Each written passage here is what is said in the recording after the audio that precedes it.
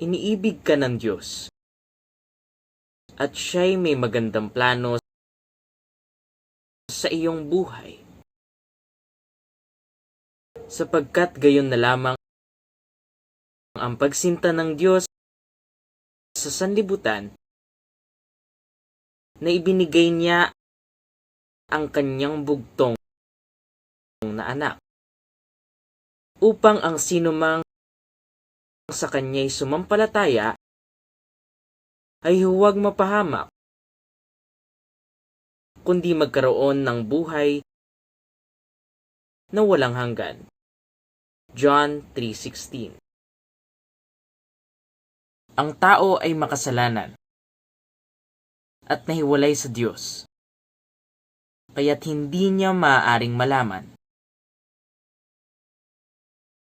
Sapagkat ang lahat ay nagkasala nga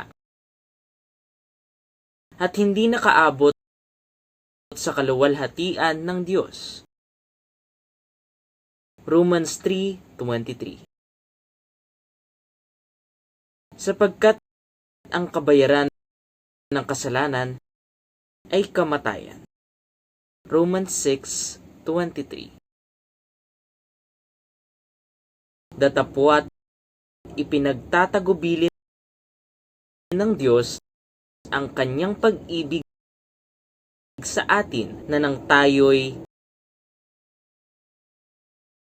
mga makasalanan pa, si Kristo ay namatay dahil sa atin. Romans 5:8. Inilalarawan dito na nilutas ng Diyos ang pagkakahiwalay natin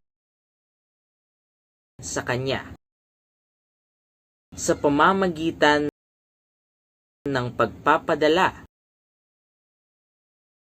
ng Kanyang anak na si Jesucristo upang mamatay sa krus para sa kabayaran ng ating mga kasalanan. Kinakailangan nating tanggapin si Jesucristo na ating tagapagligtas at Panginoon. Datapwat ang lahat ng sa Kanya'y nagsitanggap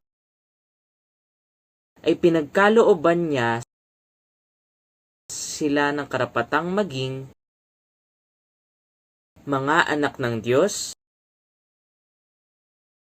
sa makatuwid, bagay ang mga nagsisisampalataya sa Kanyang pangalan.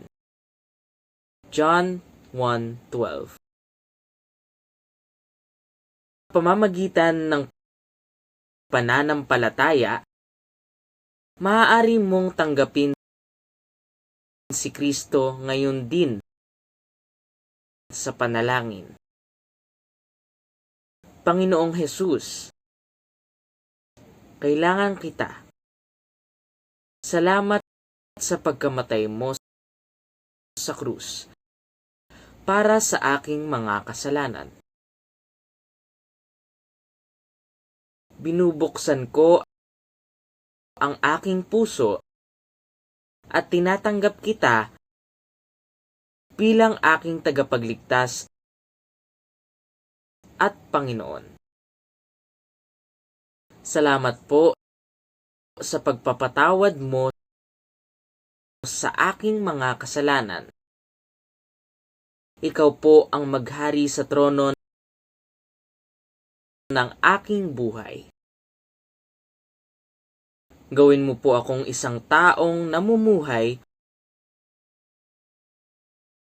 ayon sa iyong kalooban. Amen.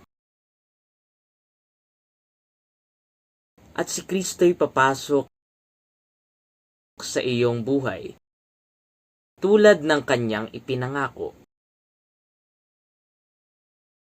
Simulan sa darating na linggo, ang palagiang pagdalo